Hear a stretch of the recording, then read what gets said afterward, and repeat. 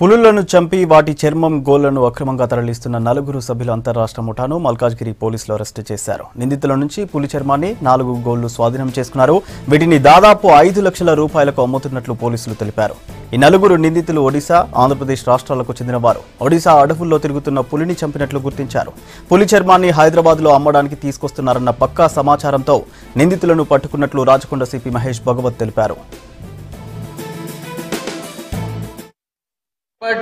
Skin ని మార్కెట్లో అమ్ముతున్న ఒక గ్యాంగ్ ని పట్టుకోవడం జరిగింది. ఈ గ్యాంగ్ లో 4 ముఠా మెంబర్స్, దాంట్లో 3 ఒడిశా స్టేట్ సంబంధి, 1 విశాఖపట్నం ఆంధ్ర స్టేట్.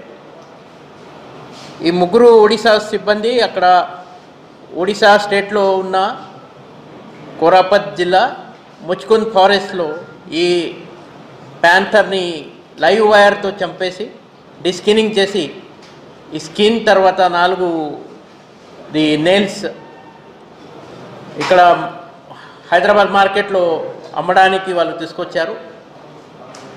ఈ విశాఖపట్నంలో ఉన్న నాగోతి భాను అని ఆయన ఈ గ్యాంగ్కి మెంబర్, ఆయనకి క్యార్ ఎంగేజ్ చేశారు.